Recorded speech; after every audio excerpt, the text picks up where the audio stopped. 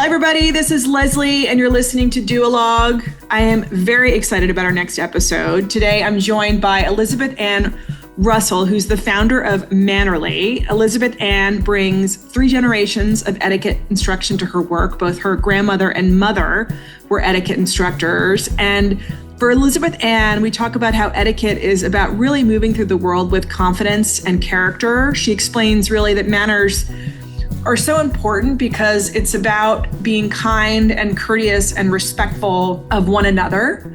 So for this episode, I asked you all, our listeners, for topics and questions, and Elizabeth Ann and I covered them all, from proper dining etiquette to when you really have to write a thank you note, which unfortunately it sounds like all the time for everything, but we'll get to that in the episode, to handling embarrassing situations, to holiday tipping. This episode has it all.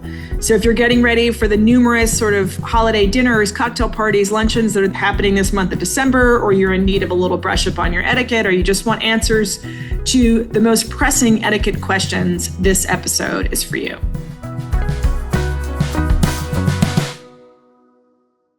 Elizabeth Ann, I'm so happy to see you. I have so many questions, so many etiquette questions around entertaining and just life, just questions around etiquette and life. And before we started recording, I did mention to you that I asked listeners for some questions. I asked friends for some questions. I asked my 11-year-old niece for some questions because I happened to talk to her on the phone yesterday, and it was hilarious. Some of hers was around, I think her leading one was, what do you do when someone feeds you something and you don't like it? How do you, so we'll definitely get to that one. But I thought maybe we'd start with kind of, you're going to a dinner party and you've been invited, and however, maybe you got a paperless post, maybe you got a phone call or a text, and you're going to this dinner or this cocktail party, and a big question I got from more than one person was around hostess gifts.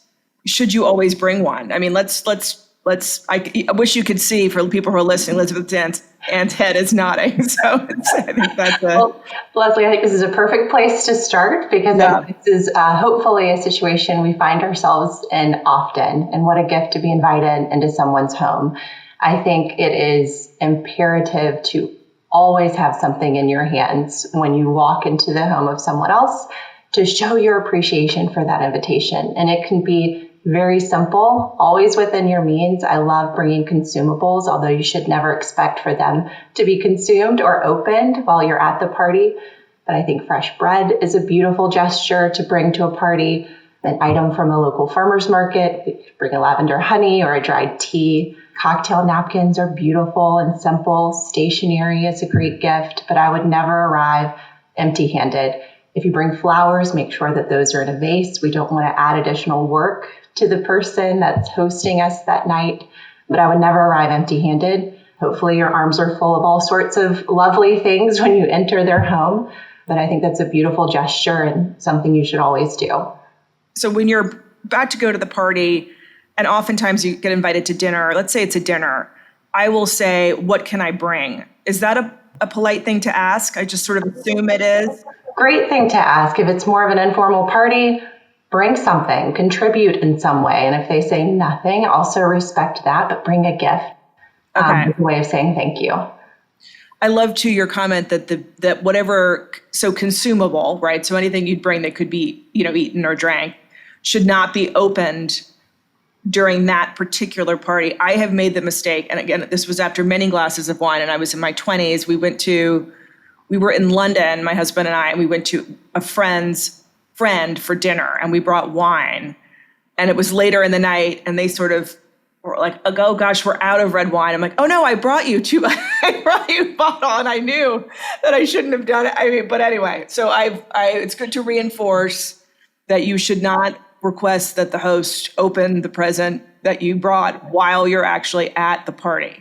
Exactly. Okay. And on the topic of wine, I don't think that's a gift we should just grab and assume that that is something that your host even consumes or will enjoy. And then B, I think it does kind of put some pressure on the host to open or feel like you're thinking that this should be consumed on site or in that moment. So I would think of something else. But if you do bring a bottle of wine, make sure that it's wrapped. And there's a nice enclosure card and it's presented as a gift and not just something that you've grabbed off a shelf without a thought.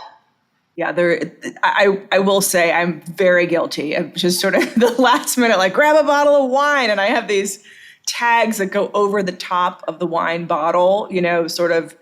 Anyway, I have to get my act together clearly. But so let's say you arrive though, and the hostess is not at the front door to greet you. So you're not going to hand her or him the present. Do you leave it on the front hall table? If there's a caterer or a butler or someone there who's answering the door, do you give it to them? A great question, because I think the last thing we want to do is just lurk around someone's home trying to find the host to hand them said gift. I think there's a beauty in discretion and just placing this in the front hallway, making sure that there's some sort of enclosure card so they know it's not a mystery gift. They know who to thank perhaps later, but it does not need to be handed directly to the host. So you just maybe think of something. So if you're the hostess and you get a gift, should you we're going to get to thank yous in a minute, which was a huge question I had from so many different people on sort of what's the appropriate level of thank you depending on what someone's done. But do you as the hostess need to send a text to the guests the next day saying, thank you so much for the honey? Should you circle back on that? General rule of thumb, if you open a gift not in front of someone, you're going to want to write a handwritten note to share that it's been received. A text, if you are short on time and that's all you have to give, that's okay. I think a handwritten note is always more thoughtful and better received. So even if you're thanking for a gift, for a hostess gift that is not received in person. So maybe you didn't see the person that left it on your entry table, and just acknowledging that was received in some way. A handwritten note then. Leslie, I'm a huge fan of handwritten notes, and I think it's a lost art. We don't write enough of them. I think it's a great practice of gratitude as an individual and also for the person that receives the note. But yes, we don't send enough of these. I know. I have a good friend who has a wonderful shout out to Marcy Panzer, who has a great stationery and various kind of gifts line called Dear Annabelle, but it's primarily stationery. And this is a big point that she makes, that we've sort of lost the art of the handwritten note.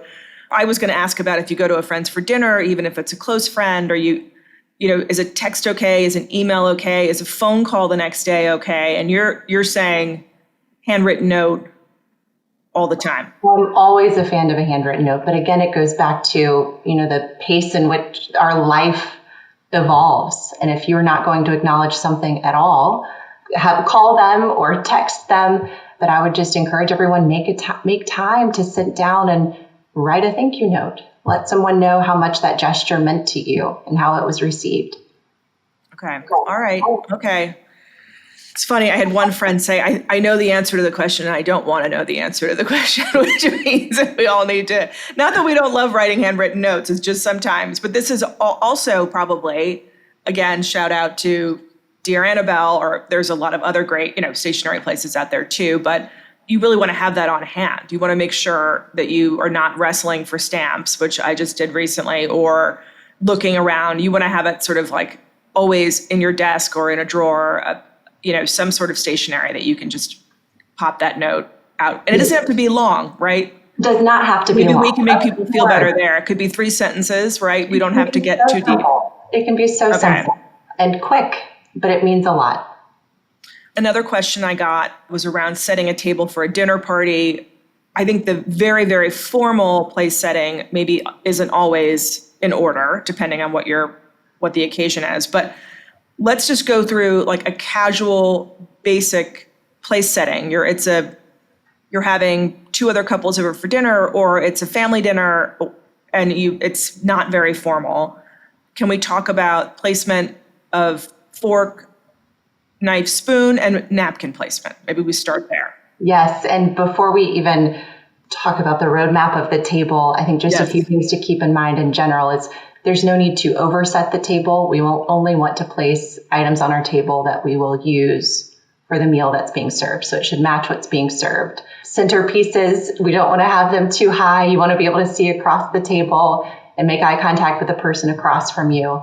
So just in terms of just overall look and feel, I think those are 2 important points to keep in mind. But in terms of a basic place setting, as I teach in my classes, the fork should go to the left of your plate. And the way that I help my kids remember this is there are 4 letters in the word fork, 4 letters in the word left. They match. Your fork goes on the left of your plate. Knife and spoon. Again, there's 5 letters in the word knife, 5 letters in the word spoon. Those should go to the right of your plate, matching 5 letters in the word right. Your napkin is actually supposed to go to the left of your fork. So if you're reading from left to right, your place setting would be napkin, fork, dinner plate, knife, spoon. Your drinking glass or wine glass would be above the knife. And that would just be a very basic one-course place setting if you are using all those utensils for the meal. So if you do not have a soup, because your dessert spoon and fork would be above your plate, right? Correct. We can talk about, I always have to look it up which direction it's going. If I have something, let's say I'm serving cake with ice cream, I'll have put both out. Right. But I never remember which direction one's going on the other. But if you're not serving soup, you do not need to have a soup spoon to the right of your knife. Correct. Okay. Unless you're serving a soup, no need to have a soup spoon on your table. But it's tempting. It's a lot of fun to have everything on the table, but unless that's part of your meal, technically it's not needed.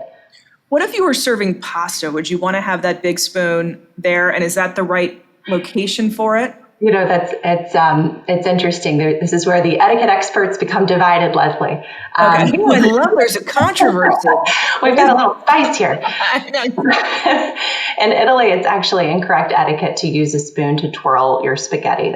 You're using your plate to twirl your spaghetti or your linguine or whatever the long noodle may be. But in the U.S., we instruct our students to have your spoon in the left hand to help twirl your noodles and have those more neatly on the fork. So I think it really just depends on where you want to land that evening, as if you want to include a spoon for that dish. Interesting. If you want to go sort of continental, or what the plan is there now. What mood are you setting that night? Yeah. So let's say you're serving spaghetti and you do put you're going to sort of do an American thing. You're going to put the spoon to the right of the knife, and then when you're finished using it, if you are using it, do you put the spoon on your plate? Or bowl, if it's a bowl, I guess, or, so maybe a soup plate or a larger pasta bowl. And would you stack it when you're finished with the spoon above the fork or below it?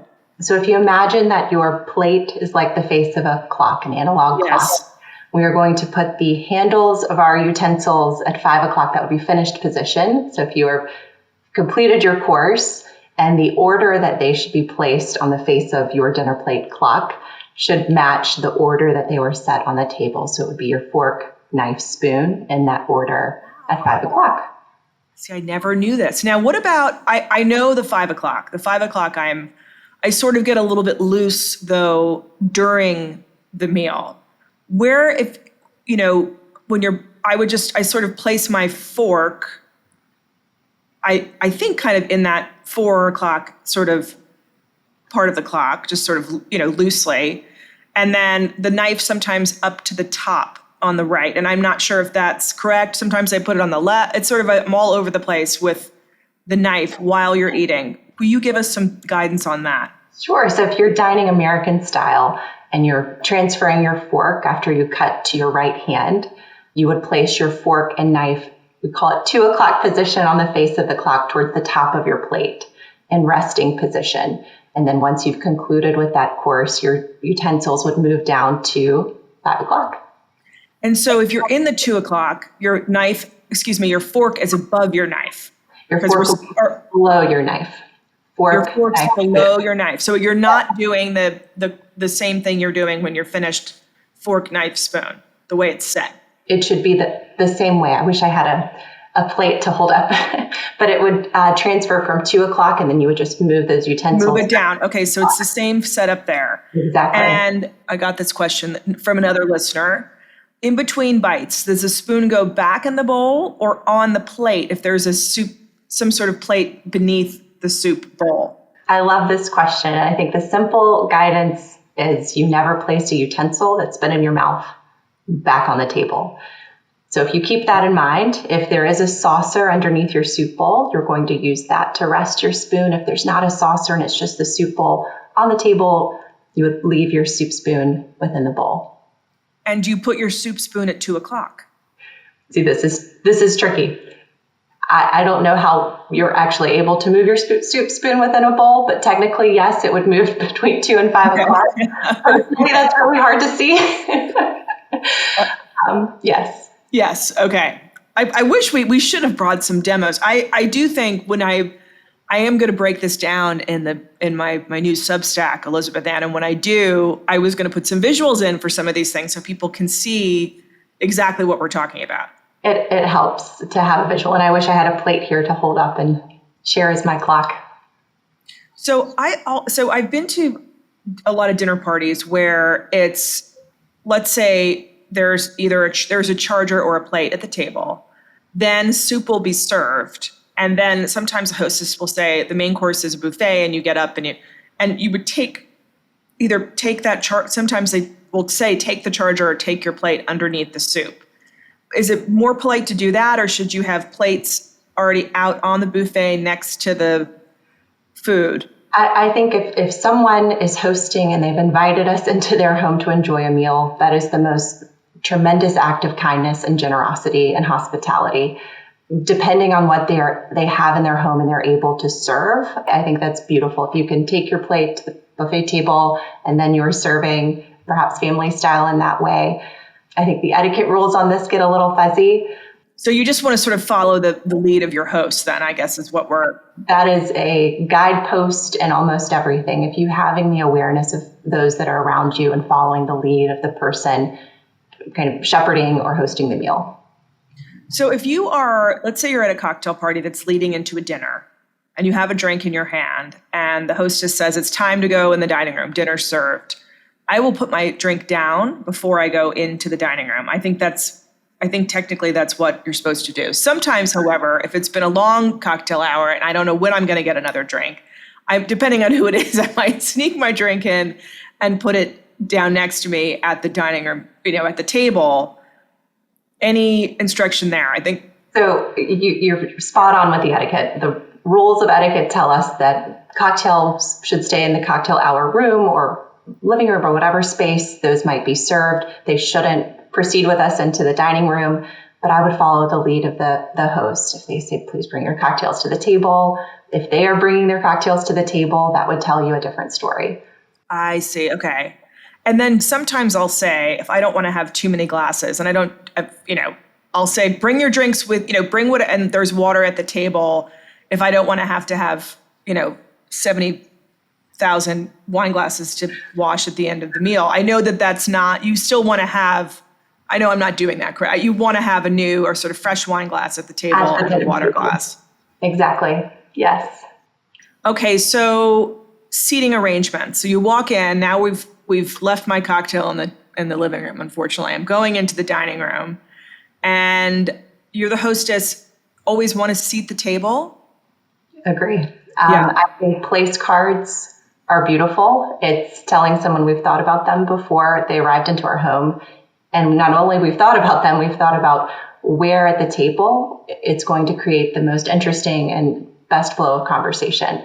So I think it's such an important, thoughtful touch. They should be at the table. And in terms of seating, I don't like to sit couples together. I love to space couples out. I still seat hosts. So my husband and I would be at the head of the table. We've kind of still follow the rules with guests of honor. So if it's new friends that we've invited into our circle, they're sitting close to me or my spouse. And then we're just alternating couples based on how we think conversation would be most interesting. But I've had this where if it's a table of 8, you cannot have the host and hostess. Well, this could be like an SAT question, and clearly this explains why I did not knock that out of the park. But let's just say that the hostess is one and the host is the other, and there's 8. I don't think you can do a boy-girl seating arrangement with that configuration. So in that case, then I would put the sort of the male guest of honor at that head with me to the right. Is that correct? So it's technically the opposite. The person to the host's right is of higher rank or most honor, and then to your left would be second highest honor. Okay. Wait, will you say that again, Elizabeth? I'm taking notes on that. So from the perspective of the host, the person sitting to the right of the host would be of highest honor. And then the person to the left of the host would be second highest honor. What do you do in your home when you've got 8? It's not always alternating ladies and gentlemen. Sometimes there will be gentlemen next to each other or ladies next to each other. I do like to split up couples and have them not sitting next to one another. For sure, but would you rather have the Heaney method of me at the head of the table so that it remains boy-girl?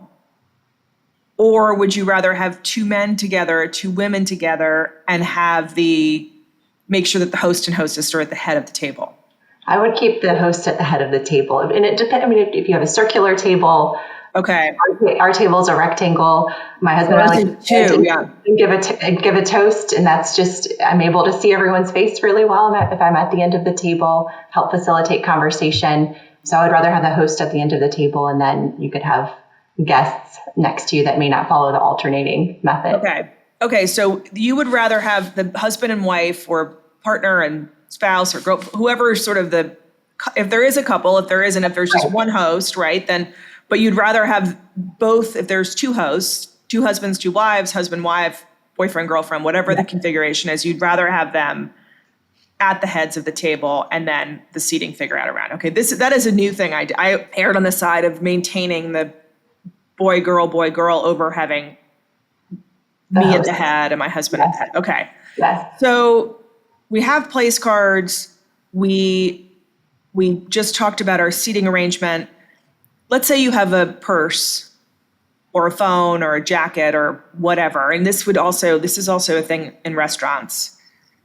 People will put their phone on the table. I know we're not supposed to. I'm just reaffirming the question. This is it. Yeah. Or your purse.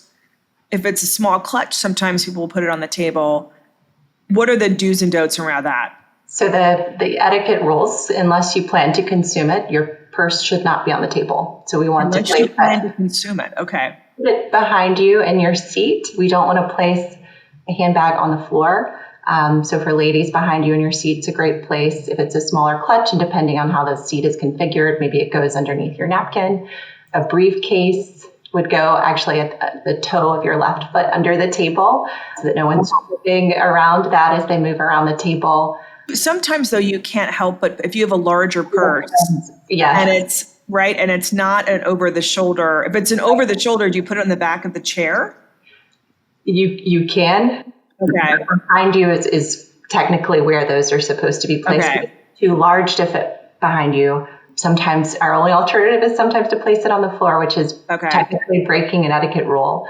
Gosh, the stakes are high. Elizabeth, I would do what I would do sometimes is just if it's a big, I just put it under my seat. So not, not on the floor, but kind of so it's not being kicked around. I think the biggest thing to remember though is there's no phones on the table or around the table or even on when we're at the table. I feel like that should be a completely phone-free zone. I love parties where phones are left in a basket by the front door, and we've all just committed to being away from our devices and present with the people that we care about. I think that makes for better connection, a more enjoyable dinner party, to completely remove those distractions. Okay. I forgot to ask something on the soup front. I'm just remembering this, and I wanted to just go through all the dining things while we're sort of on that topic in the dining room. Soup, you scoop away from you. This was a question of my husband's. He's like, "What if there's just a little bit left and you're trying to get?" And I would assume we're still going away, right? It's the only food in the Western world we eat backwards. So you are scooping your soup out to sea. When I teach my younger students in etiquette classes, we teach this with a bowl of melted ice cream because it's similar to the density of soup. And we scoop away, and then you would actually scrape gently on the side of the soup bowl, the bottom of your spoon, and then sip from the side of your spoon. It's technically the correct way to enjoy soup. While we're on kid etiquette, I would explain to my sons, you bring your food to your mouth, not your mouth to your food, because sometimes I'll look over And it's like we're in a trough. I mean, their heads are very far down. Is that something that you see when you're... I love that saying, and I agree that your napkin should also come to your face, and your face shouldn't come down to your lap to wipe your mouth. So we want to maintain good posture at the table, and I think that's a great habit to start early with kids. Okay, napkins, since you brought it up. If you're headed to the restroom, now, by the way, if you do need to use the bathroom during the dinner, you don't announce that. You are over the age of 5. We don't need to tell everyone where we're going. Okay, so we just stand up, and people will just assume. But if you need to ask, don't know where it is, you would ask the host. Okay, so you just get up. You don't need to make an announcement. If you know where it is, you don't need to say what you're doing or anything like that. You're just going to get up and go. Okay. And what about serving wine during meals? The host will sort of get up if you don't have a server and kind of make sure that everybody is refreshed. Sometimes I'll put wine bottles on the table, so that people can, and if it's on the table, is it assumed that it's sort of help yourself, or? Exactly. You can serve yourself. Never flip your wine glass over. I think sometimes we see everyone turn their wine glass over if they're saying that they're done or they don't care for wine. That can just be communicated in other ways, or you can place your hand over your glass if the server's coming by, but no need to turn your wine glass upside down. And if it's on the table, it's cue that you're able to serve yourself. Okay. And then your napkin, you're headed to the bathroom because you just got up, you didn't ask anybody where to go, or you didn't announce that you were going. Right. And your napkin goes on your seat, correct? On your seat. And this is where we have a little etiquette controversy, Leslie. There are etiquette experts that tell us that the napkin should always go back on the table. I teach my students that we leave our napkin in our chair if we have not finished with our meal, as a signal that we will be returning. And I just don't think a soiled napkin looks great on the table if others are still eating. So if you've left the table momentarily, you intend to come back, your napkin should be left in your chair. What I had always done, and this is, again, I'm speaking to the experts, so I want you to tell me all the things I've been doing wrong, but I've put my napkin on my seat during the meal, and then at the end of the meal, I will sort of place it neatly to the left of my plate. And that is correct etiquette. At the end of the meal, you put your napkin in the middle and place it to the left of your plate where the fork was previously placed. And that would be at the end of your meal. What do you do when you're at an interminable dinner party and the host and hostess are not getting up and the meal's been over? Is there, is that the time when dessert has been served and everyone's eaten, even if people are sort of sitting around chatting, that if you really do have to go home, you've got to relieve the babysitter or you're just exhausted? What do you do? I think we all need graceful ways to close a conversation and also end an event that we feel like is lingering too long. And the reverse is true. If we have guests that are lingering, also have a really graceful way to let them know that the time has come to an end. But I think it's perfectly polite at the end of a meal. If you feel like it's lingering too long, thank the host for the time and make your exit. So you thank them. So I could say sometimes, and this is, I hope I'm not outed here, but I'll say to Andrew, like, we have to get home. Maybe we have to let the dog out or something. We have to have some exit thing, which is not true, but it's just sometimes, what, we've been out for a long time. We really need to let the dog out. This was wonderful. Is that I don't even know if we need an explanation. I think just that, Leslie, thank you so much for having me over tonight. The meal was lovely. Loved our conversation. Cannot wait to get back together again soon. And make your way to the door. And you are fully within your rights to do that once dessert has been served and eaten. Absolutely. Okay. Yeah. Okay. I wasn't never sure. Do you sort of have to wait for the hostess to say, let's go back in the living room? And that's sort of how I wind it down. I'll say, let's go back in the living room. And then I've heard a trick that if you really want to shut it down, offer people coffee and no more alcohol. If you don't want to shut it down, then you can continue to serve alcohol. So, I don't know. You can also turn off the music and turn up the lights, and that can lead everyone to the door. Wow. I mean, this is Elizabeth M. That's a real. Okay. So, elbows. Yes. always off the table. So we teach our students there's two places your hands can be if you're not actively eating or animating a conversation without a utensil in your hand. You can have your hands in your lap or your wrist on your on the edge of the table. The exception would be after dinner is served, the table has been cleared. If you're in conversation with drinks and friends, elbows are okay on the table at that point. Okay. So once you've got any consumables are on the table, your elbows are off the table. Correct. Bread and butter. So butter to the bread plate first, and then you break off a small piece of bread and butter your bread. Exactly. Correct. I love to call this the bread ceremony. It is a process, and it should be taken slow. A dinner roll should never be eaten like a sandwich. You should never slice it down the middle and stuff it full of butter and eat it like some sort of sandwich. But we break small pieces of bread, butter the individual pieces of bread, and then enjoy. What about, and this will happen like if you're sort of at a more rustic, like maybe you're at a more casual dinner where there isn't a bread plate and it's sort of maybe it's a baguette and it's a lunch or you're at an Italian restaurant sometimes or a French restaurant, you just get a baguette with no butter. Do you break off the piece of bread in the basket that you're going to be and just butter that and then eat it immediately? Or do you take a piece out and leave it sort of on the table? In that scenario, I would break the bread within the basket. So you're just removing the piece you're going to consume and then place it on the rim of your plate. I would never put food back on the table, but keeping our utensils that we've used and then food that we intend to eat on our plate. And then enjoy your bread just as you would if it were on a bread and butter plate, breaking small pieces and enjoying it slowly. I'm so excited about this episode's sponsor, returning sponsor, Cozy Earth. I love so many products from Cozy Earth. I'm not quite sure where to start.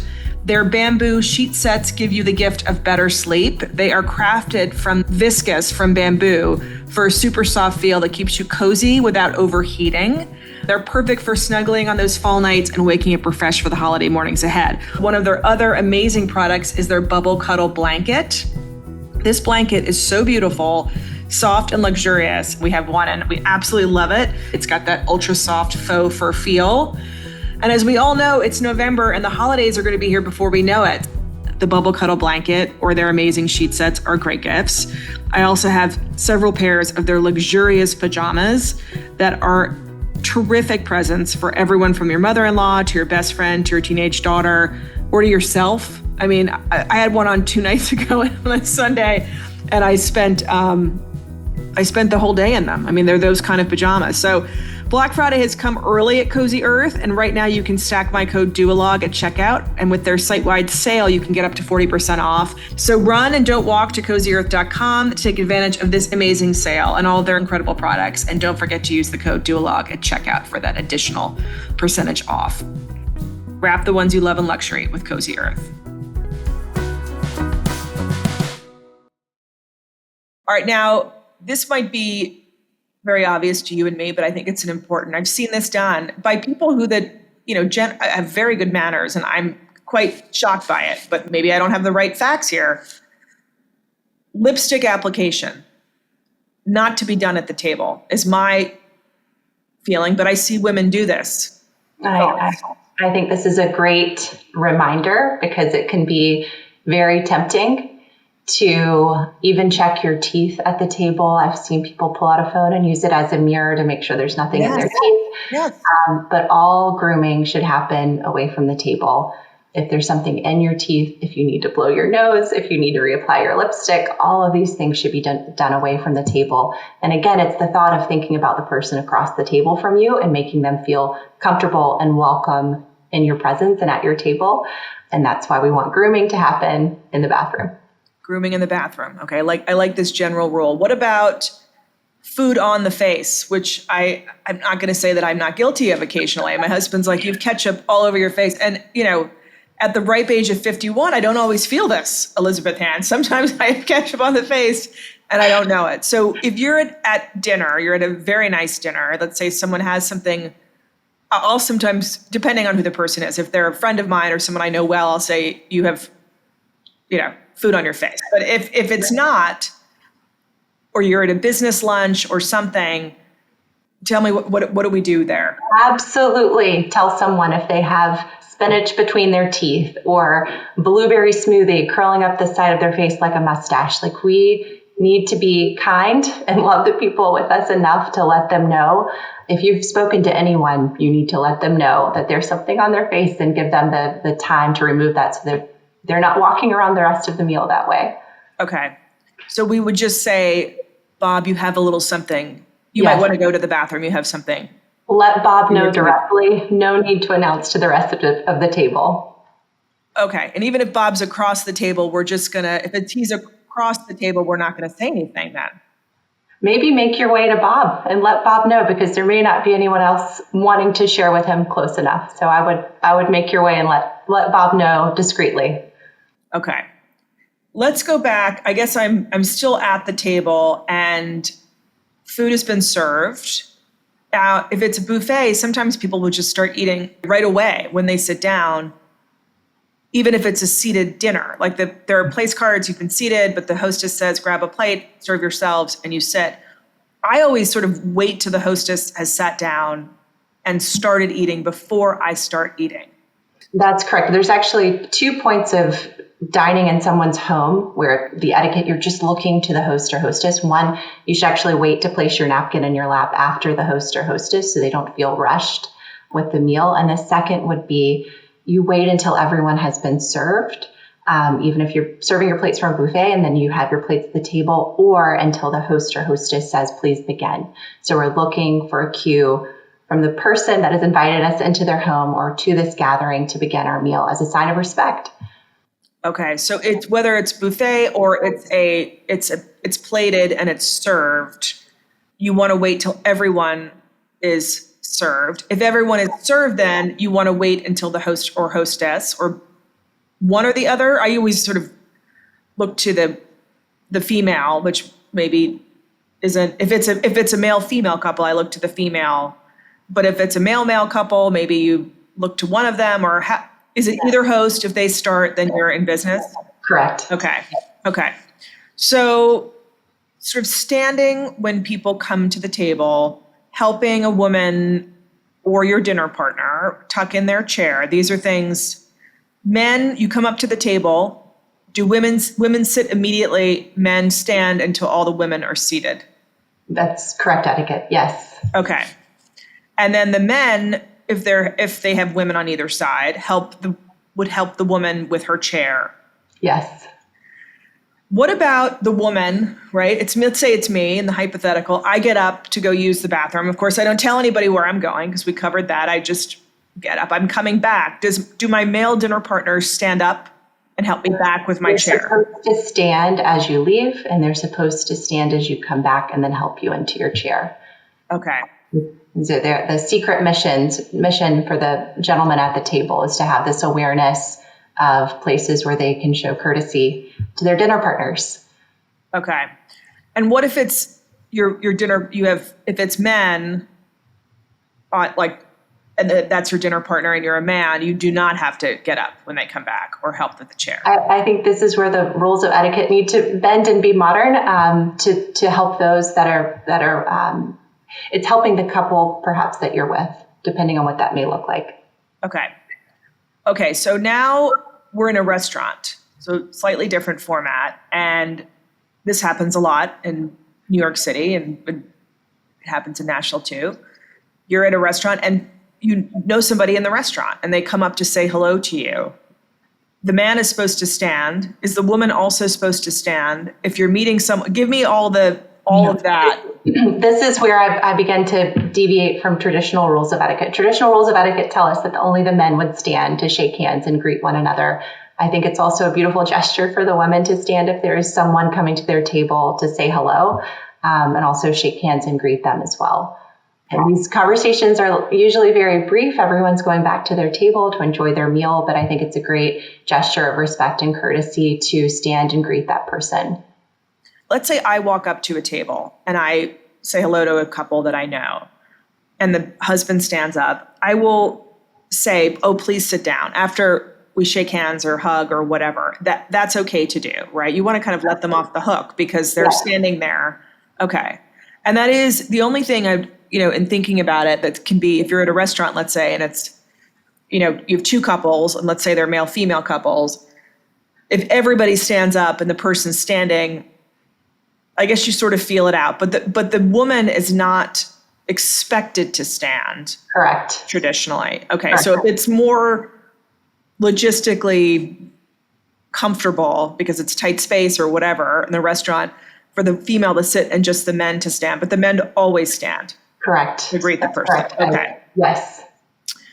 All right. So now we're at a dinner, whether we're at home or at a restaurant, and it's a special occasion. So toasts are in order. I should also ask, should there always be a toast, even if it isn't a special occasion?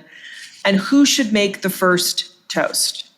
So I think toasts are beautiful gestures. I think they are also falling out of vogue. I don't feel like we do these as much anymore, although we should.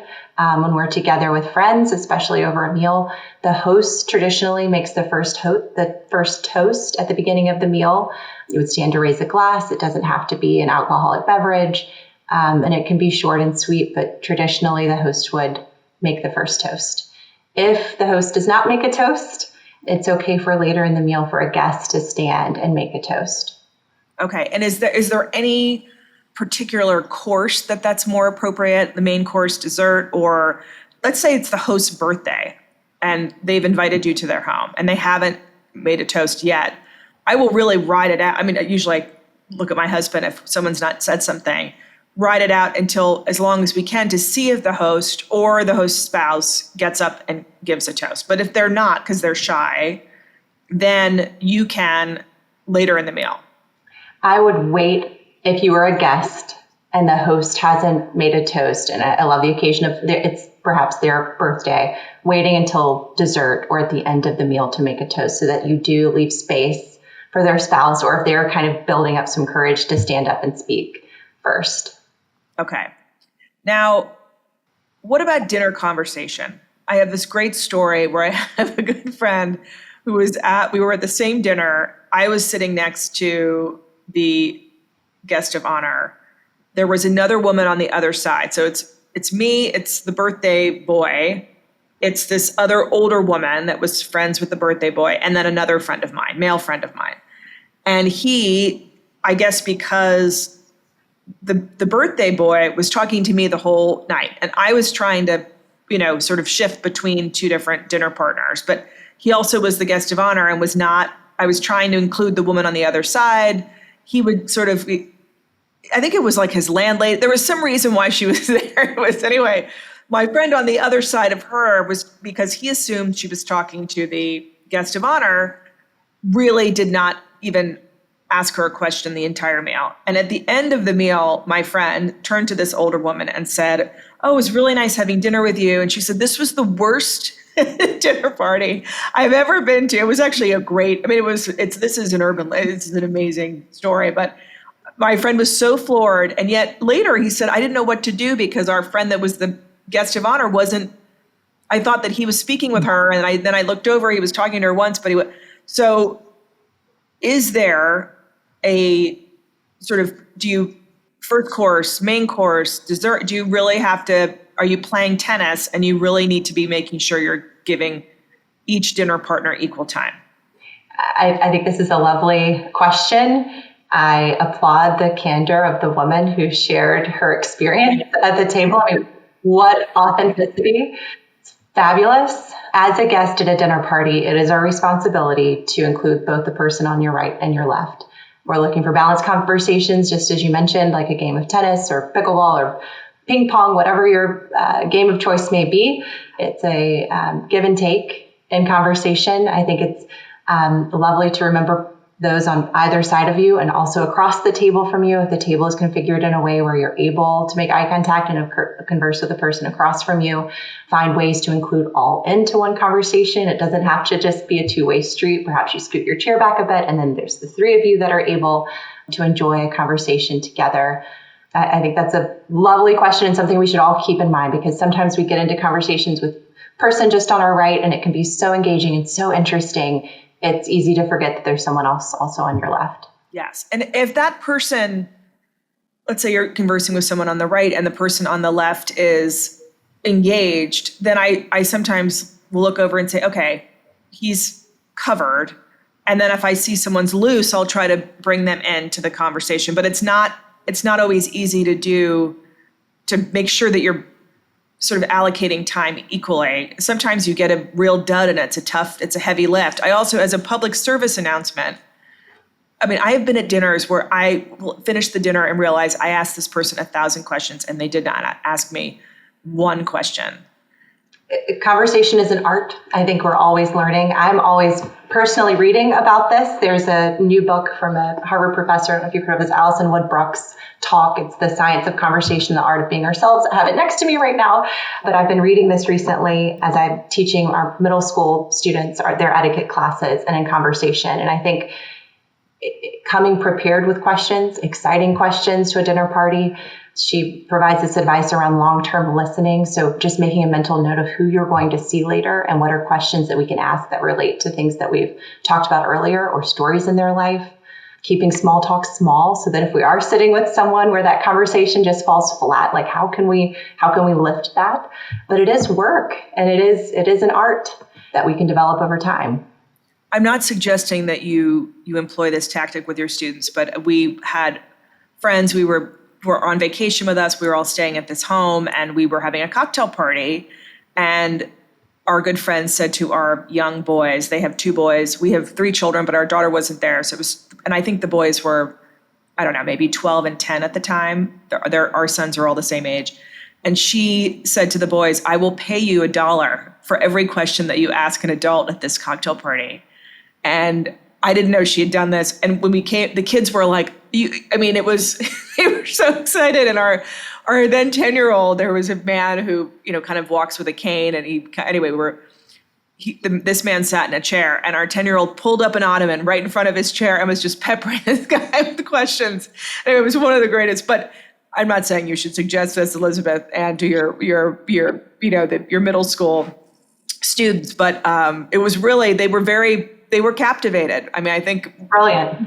My one son was paid like $1 and the other one made, God only knows what, I can't remember, but some obscene amount of money because he was rapid fire questioning. So, okay. So just remember, public service announcement, all of us, we need to keep asking questions. We touched upon this earlier about thanking the hostess, but I just want to land the plane totally because this was a big question I got multiple times from listeners that, so for a dinner party, for a birthday present, for a special event, condolence, anything and everything, handwritten note.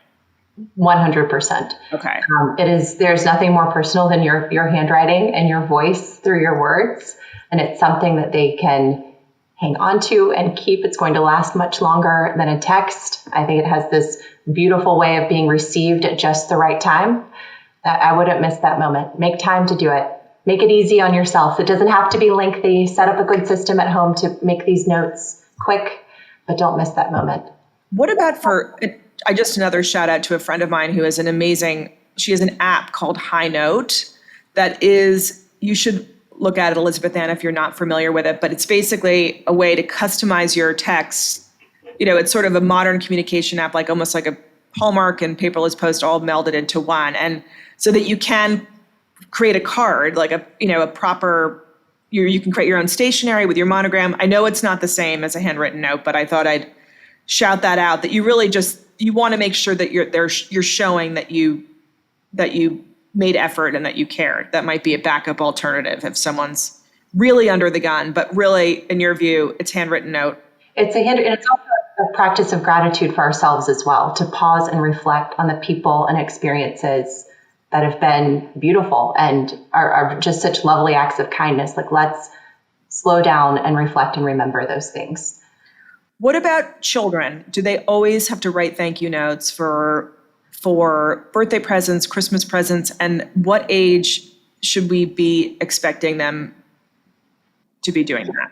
In my house, Leslie, We have a one gift, one note policy. If they hope to open another gift, they will finish the thank you note for the gift that they've just opened. And we begin that at 5 years old in my house. We have these fill in the blank thank you note cards. I just released a line of these on my website so that students can just select the gift. They fill in their name. They're very simple for ages 5 and up to begin that habit of writing thank you notes. I've seen those. I saw when my children were younger, when they were kind of in preschool, last year preschool, so around 5, parents were using those. And I wish I knew where to buy them, because actually I should probably use them now, because I think they need the help. Sorry? Mannerly.com. Oh, you sell them? I do. I have a great collection that I just released that are much more elevated and elegant than what I was able to find. So I solved what I couldn't find for my own children. Oh, Elizabeth Ann, this is so exciting. Listeners, we're going to have to give a link to all of that stuff too in my Substack so people can, I might just buy them. Honestly, our boys are now 16 and 13. And I saw my 16-year-old write a thank you note. It was like he wrote it with his mouth. I mean, I couldn't get over his penmanship was terrible. Like everything. I'm like, wait a minute, didn't we go? Anyway, so I feel like sometimes we need to go back to basics. So that might be something that my children are going to be getting in their stocking this Christmas. Okay, so we're on the kid front.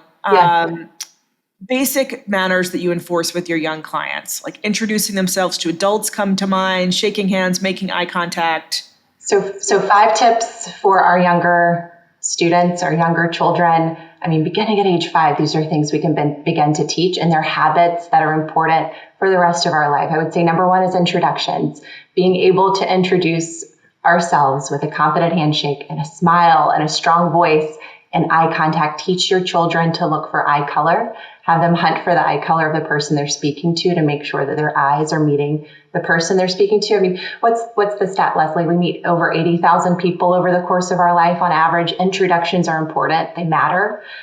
You will continue to make friends throughout your life.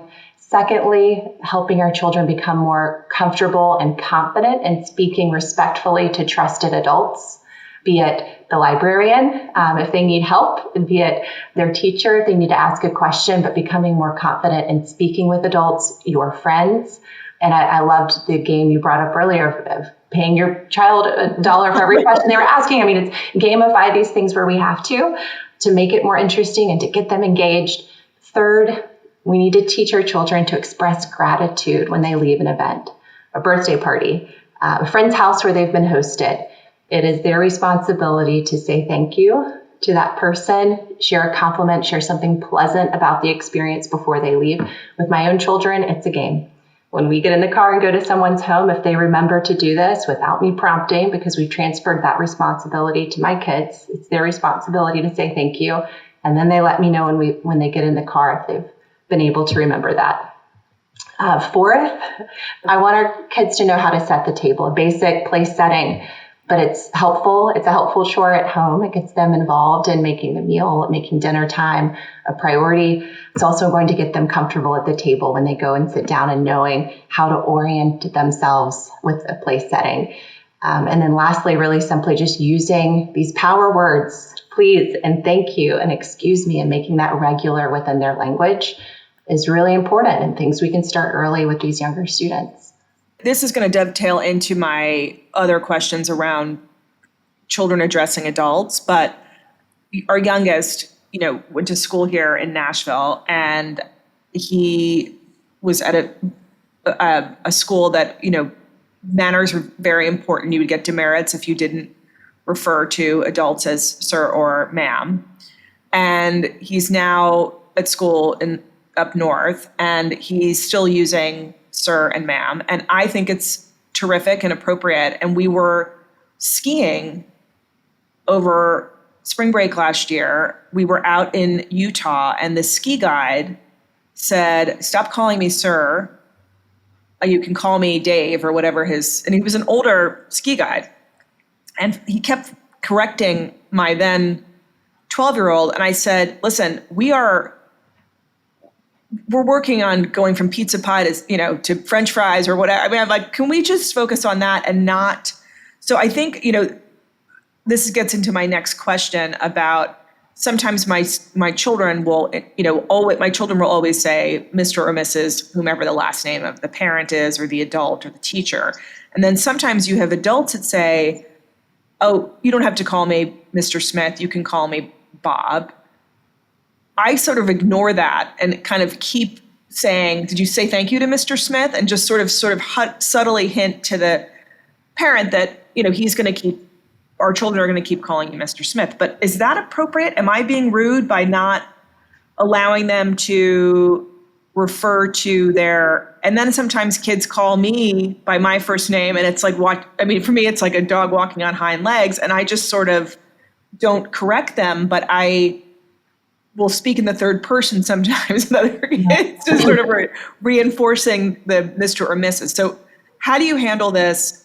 Sir, ma'am, Mr., Mrs., all those things. And it's tricky. I mean, in the South, I think that would really not happen very often, but up north and out west, it does. I think a lot of this can depend on where you're geographically located, as you mentioned, in terms of expectations and what's considered the norm. In my home, I teach my children to call my friends and adults by Mr. or Mrs. and their last name. I have had neighbors that prefer for my kids to call them by their first name. So maybe it's Miss Nancy. And I respect that personal preference. By the way, Elizabeth Ann, may I correct you, just not correct you, but stop you there for a second. That has happened here. One of my very good friends from high school and college grew up in Nashville. She lives here now. And she said to my children, don't call me Mrs. Ward, call me Miss Josephine. And I was fine with that because she had said it to them, and she sort of still had some formality to it. But it's funny that your neighbors say that. I just sort of was exposed to that option here in the South. And I'll do my best to remember their preference and then prompt my children on that. But my default will always go back to, in my mind, the greatest sign of respect is for a child to use your last name, Mr. or Mrs. and your last name. And so that's what I'm going to remind my children to do. And just being comfortable with how you want to be addressed. And yes, you will have others that are uncomfortable with that, or they don't identify with their last name, or they've changed their last name. But I think we can respect their preference, but go back to maybe that core of let's use the last name, Mr. or Mrs. last name, for our children and how they address adults. I think it's a great sign of respect and a good rule. So just to summarize though, but if an adult says you can call me Bob, call me Cindy, and they sort of emphasize that over again, your child can do that. My children we'll call our neighbor, in this conversation, we'll call her Miss Gail, because that's what she prefers to be called. Okay. All right. So we'll let then the adult sort of set the rules then there, but we still want to, if we feel this is a sort of an important value, we might just say to our kids, it's fine that Mr. Smith wants you to call him Bob, but we still are going to call Mr. Johnson or Mrs. Johnson, Mrs. Johnson, unless they say otherwise. Okay. And that's our guide. Exactly.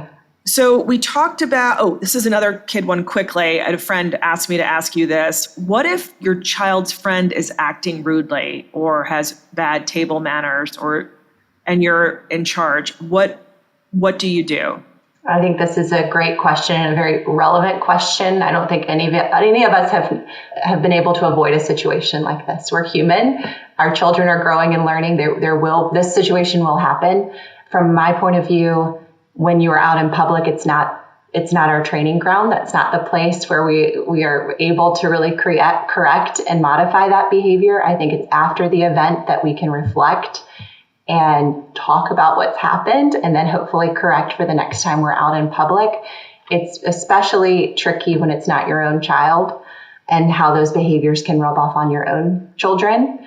But I think conversations after the fact are so important to just reinforce what's expected and then just having awareness for where you are in that public space. I mean, dining etiquette is so important. It's when our manners are on display for everyone and our children are on display. We're into this public place. But going back to training at home and through etiquette classes and courses, and then hopefully seeing the result of that in public. Yeah. So you brought a friend, one of your children's friends, to dinner or whatever, and they're jumping up out of their seat, they're running around the restaurant, or they're being rude. I sometimes will say, come have a seat. In our family, we sit through dinner. In our family, I just sort of, I'm Absolutely. talking about sort of younger age kids, and then you never invite them back again to that restaurant or whatever it is. But you are, if you're the adult in charge, you're not going to change, it's not going to have a long-term impact, but you do want to let that child kind of know what your expectations are and also the rules in your home. So in my home for dinner, we stay at the table even after you finished your meal. So if my children have friends over and they finished with their meal, we still sit together until we finish. And that's the rule in our home, which would apply to our guest as well. And I think for children, we need to be able to vocalize that to them, which would be so different than a peer sitting at your table. Okay. All right. So I'm mindful of the time. I've got a bunch of other things to cover. We might do this is like a rapid fire. I've got a lot of questions. We talked about phone etiquette. Never bring your phone, place your phone on the table.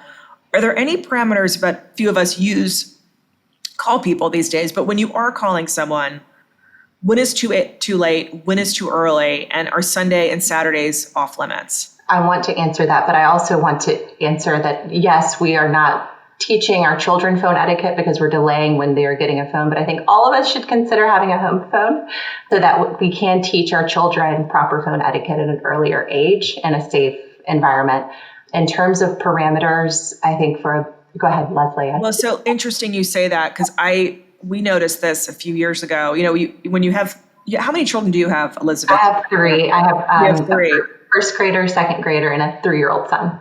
Oh my gosh. So you can relate to I'm sure that you're on top of all three, but I noticed that when we got around to number 3, we sort of noticed, hey, he can't, we're not as diligent about it. We just sort of thought the older ones would kind of bring him along. And I noticed that when he would pick up the phone, a cell phone, I'm like, talk to your grandmother or what, he would hold it like he didn't even actually know how to properly hold a phone. And so I made a list of friendly phone numbers that he could practice on our landline, calling relatives and very good friends to say, this is Lachlan, kind of. Yes. And I notice now with my children, my 2 older ones, I'm like, you can call the restaurant to make the reservation. And they're like, deer caught in headlights. I mean, it's really, so we need to be really intentional about that and kind of teach it to them because it's totally different. It's an important skill. You need to call and make a doctor's appointment or change an appointment. You need to know proper phone etiquette, and we can teach that at an early age. And first, if you introduce yourself right out of the gate of who's calling, right? Exactly. And then, yeah. Any other tips or things that? Oh, with being able to properly answer the phone. So this is however you want your phone answered, your landline answered in your home, and having almost a script that your children know that's safe and meets the values of your family. And then also when you're placing a call, introducing yourself, being prepared with what you're going to say in terms of whatever request it may be, so that you're not fumbling with that language. It's taught. These are things that we teach.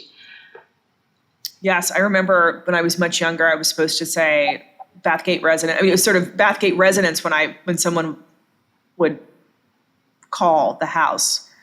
Interesting. I'm really dropping the ball on the phone etiquette. And so I loved your question around parameters. When can you call others? When should you call others? And I think we can all agree that our phones are our greatest distraction. And there's such a fight for our focus and attention, and how can we respect that space for others as well? So I think if it's a work-related call, let's try to not call over the weekends. It should be between the hours, maybe 8 a.m. to 6 p.m., and also be respectful of the time zone where you're calling. So let's think about who's receiving this call and always assume that their phone will be on and it will ring. And we wouldn't want to disrupt the end of their day or time with their family. And for closer friends, I think just be mindful of their routines and respectful of how they're managing their time. I mean, I have dear friends that go to bed as soon as their kids are in bed. So I would never call or text them later in the day because I wouldn't want to disrupt that part of their peace and the time that they've set apart with their family. I sort of, when we were all on landlines back in the day, way back in the day, I would remember I couldn't call friends after 9 o'clock was the time. And to me, calling before 8:30 is also way too early. I think some of my friends and family forget that I'm an hour behind. So I will get a phone call at 7 in the morning or 7:30 in the morning. But so you think sort of 8 a.m. to 9 p.m. and then Sunday and Saturday, unless it's really important or it has to do with plans, then I don't generally, I mean, I'll send some reels and I'll send some texts, but I won't be calling anybody on the phone. I think it's wise to have those boundaries and just establish those for your house. So I got this from a friend whose older parents and in-laws will talk on speakerphone all the time, and we'll walk around talking on speakerphone. When is speakerphone appropriate?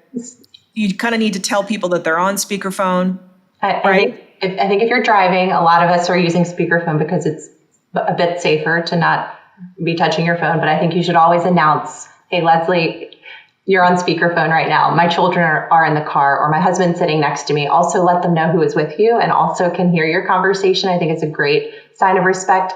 And also if the call's being recorded, there's some legality around all of this as well. But I think disclosing that up front is also respectful and the right thing to do. Okay. Two other hot topics: airplane etiquette, do's and don'ts, elbows on armrests, window shades up, down, reclining seats. I'm sure there's 1,000 others because we know how crazy people get on planes, but I was on a flight from New York back to Nashville last week, and there was a child who was maybe 4. I mean, if I tell you, like, playing my seat like it was a piano, I mean, smashing my seat the entire time. And finally, and his mother was sitting next to him, and she had another child, in all fairness, to the left side. But I finally said, sweetheart, would you mind? I turned around, would you mind, please, to stop kicking my seat? And she asked him a couple of times to stop, and he kept doing it. Because it was not even just it was a continual, so tell us about those things and what's the right way to handle it. And in my mind, the heart of etiquette is putting others first. So having this an awareness of other people and how can we be respectful and courteous in our actions and words. So if that's our guiding force, when you're in an airplane, how can we make space for other people? Elbows on our armrests. What if we were just to default to the person next to us? What if we gave them that space? What if window shades up or down? What if we were to maybe ask the person next to us what they prefer? Reclining seats. What if we look behind us and see if there is space to recline our seat before we recline our seat? Some of the things I teach my children to remember when we're flying or traveling is we want to be respectful and cleaning up after ourselves. We want to leave spaces better than we found them. We want to wear headphones if we're on a plane. Oh my gosh, and there are some places in the world where I think that people don't think they'll just be watching a movie in full volume. And I am absolutely baffled by it. And then in those cases, because sometimes you don't want to necessarily, if you're sitting in front of someone for 7 hours, have some sort of a kerfluffle where you've got some war going on between airline seats. So I'll sort of say to the flight attendant, maybe excuse myself. I don't announce, obviously, to my seatmate that I'm going to use the restroom, but I'll get up and just say to the flight attendant, I have someone behind me who's listening to, would you please, and sort of put it to the flight attendant to handle that. And speaking of flight attendants, I think it's a great courtesy after a flight. Let's thank them for their service on the plane. Let's thank the pilot. Let's make eye contact and make sure that they know we appreciate their time. I think it's so important. And things happen. I flew back from India next to a cat recently that screamed almost the entire time like a baby. So these things happen. And sometimes you just have to embrace it as a memory, let it be a duck, let things roll off. The flight will end. Right. Story to tell and move along. My husband had someone next to him who took their shoes off, took their socks off, and started shaving his feet, the skin off his feet, flicking it on the floor, putting cream on. And he did one foot. And then finally, when he got to the second foot, my husband was like, hey, this is not your bathroom. Okay. And correct, because he just couldn't take it. He couldn't believe what was happening. So there are those instances where sometimes, the cat in that case, you can't reason with a cat. And I don't know what you could, but some people are, bananas. And so, and I guess maybe always you can bring the flight attendant in, right? Yeah, if you're a little bit more shy about engaging. Of course. Okay, this is an embarrassing question, but it was asked by 2 listeners. What if you have either pass gas or burp? Do you acknowledge it? By the way, my answer would be absolutely not.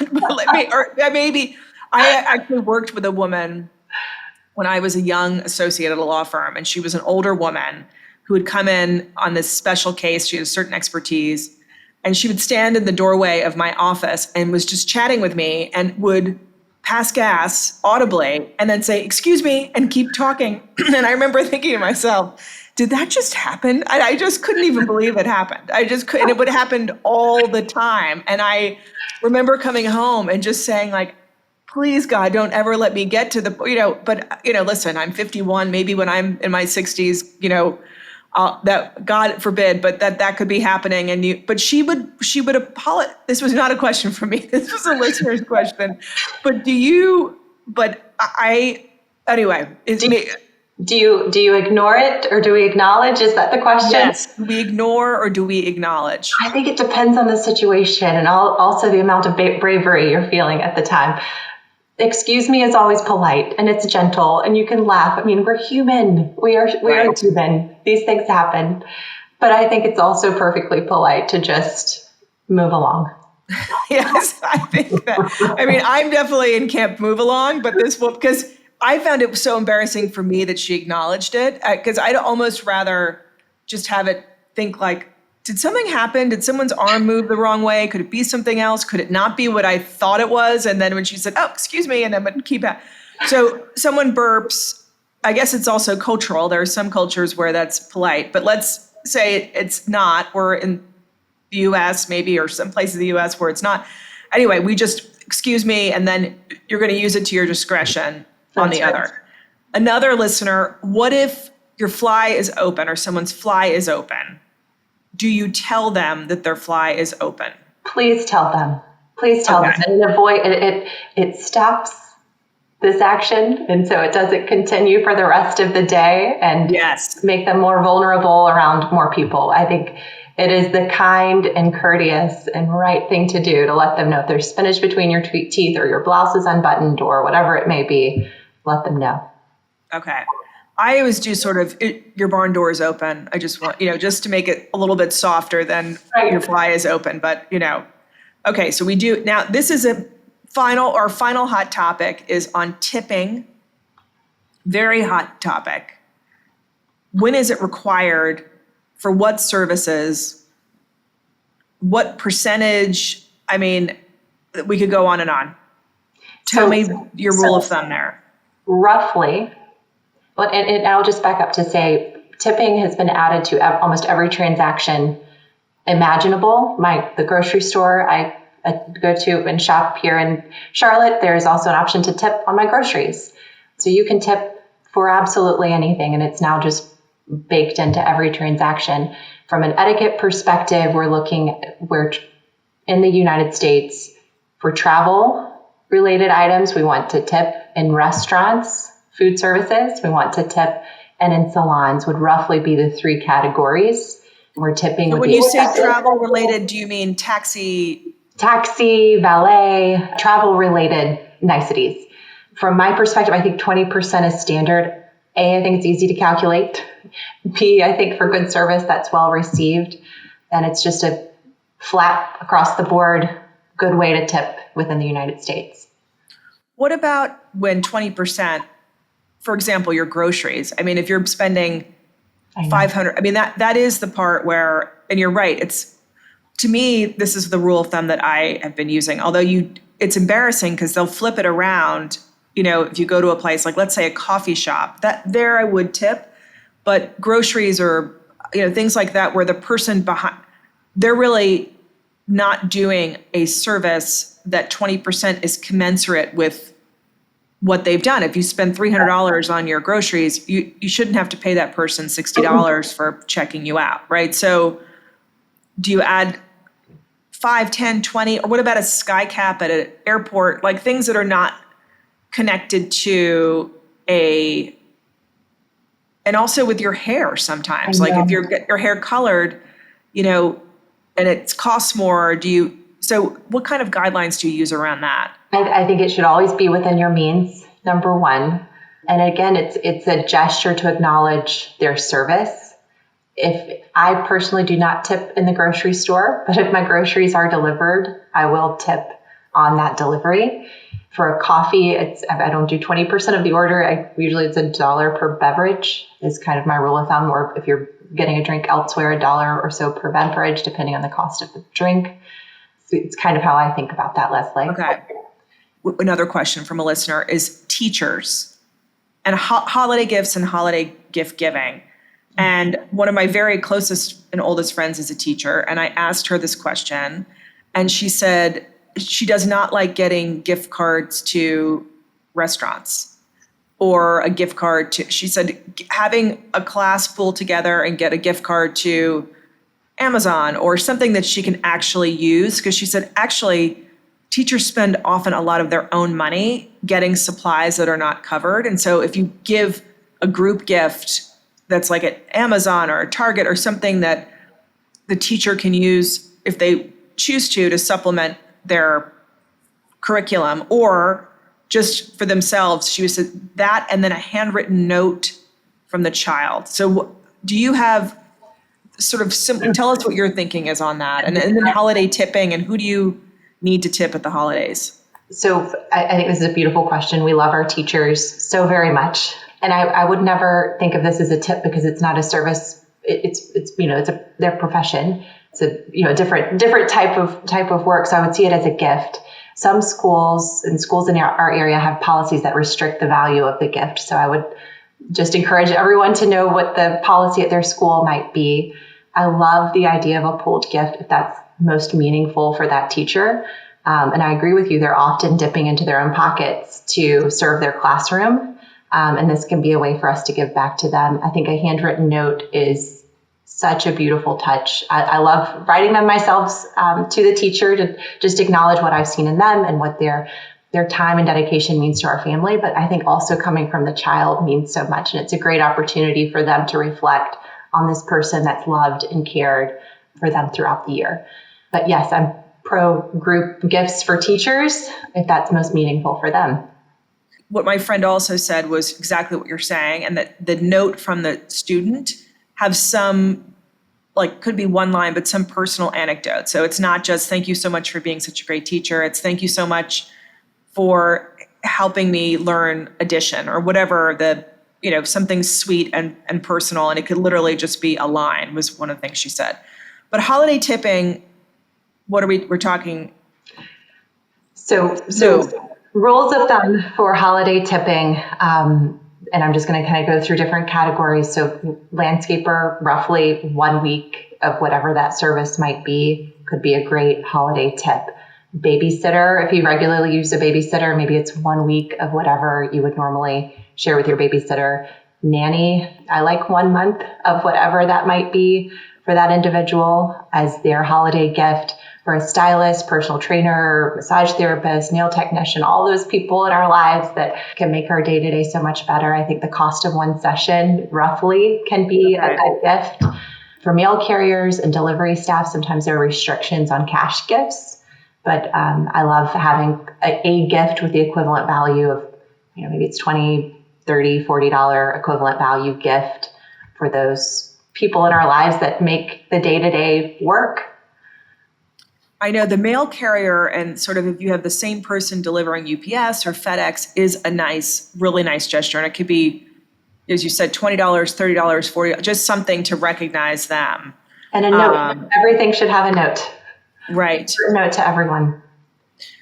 One final question, because I forgot to ask it when we were talking about dining, and this came from my 11-year-old niece.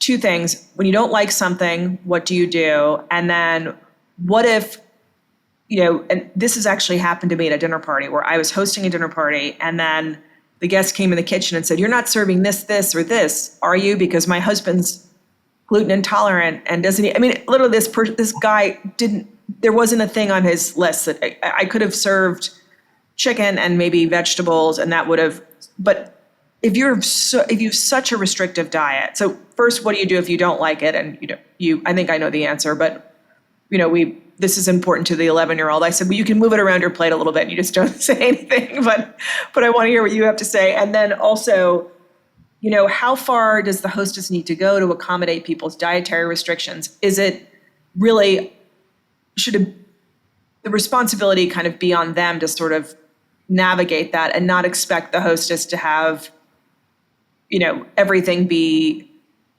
gluten-free and dairy-free and vegan? And so what are your thoughts here? These are such good questions. I think first, let's say you're served a green, odd food you've never seen before, and it really is not, distasteful to you. I think it's not anything we ever announce. I also wouldn't want you to compliment that food and be insincere and saying it's something you loved, but I think it's just you eat other things that you've been served, enjoy those, and just move aside if there's something that doesn't fit your palate. That is okay, but no need to announce or make any sort of scene. From a dietary perspective, this is tough. We have a lot of allergies and food restrictions, and I think if you are the person that has a food restriction or food allergy, I think letting the host know as far in advance as possible. Some of these allergies, though, are so severe. Sometimes celiac, gluten can't be prepared in the same kitchen, which may be impossible for the person hosting to accommodate. So maybe you are bringing something, but I think there needs to be a conversation before the dinner so that those special requests can be cared for.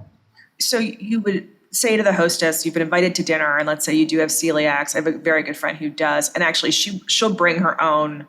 Yeah. She said, I'm just going to bring something. I hope you don't mind, just because it's easier for me to know that's worked out really well. But let them know as soon as in advance, and then you should let them know. Like, I'm so thrilled to be coming to dinner, just so you know you don't have to rearrange your plans, but we are allergic to shellfish or whatever. I had another friend come over.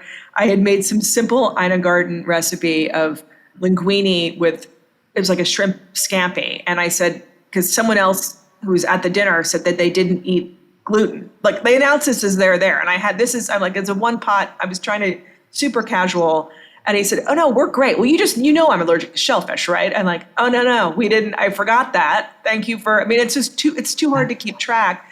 So anyway, so also maybe for the hostess just to know that you have something, right? If like the salad or something, if you miss somebody in the prep, that there's something without killing yourself too much. Exactly. Elizabeth Ann, what else? Did we miss anything? I feel like we covered a lot of great ground. We spoke for a lot longer than I am so sorry that I really took up your morning here. But I chat with you today, Leslie, and I feel like we covered so much. We could write a book on this topic. Well, I mean, you've got all the. Sorry to give you some of these middle school kind of questions around burping and the like, but but these are real life. We are human. Issues that people not have or questions. Yeah.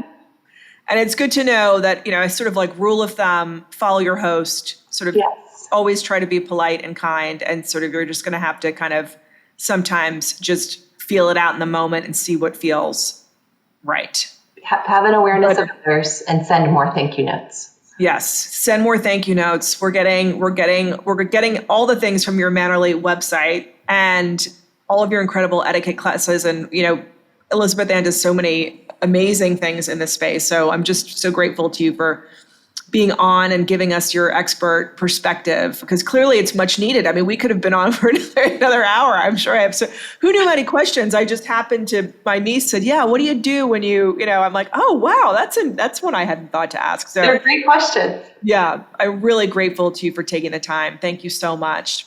Thank you, Leslie. That brings us to the end of this episode of Duologue. A huge thank you to Elizabeth Ann Russell for joining. I learned so much from Elizabeth Ann, and after recording the episode, I realized I had even more questions for her. So I'm hoping we can get her back on the podcast at some point soon. Also, a huge shout out to our sponsor, Cozy Earth. Don't forget to check out all of their amazing products on their website, cozyearth.com, and use the promo code DUALOG at checkout for 20% off. If you enjoyed this episode, please rate or review us on Apple, Spotify, or wherever you get your podcasts. We release a new episode every Wednesday. So until next Wednesday, this is Leslie, and thanks for listening to Do a Log.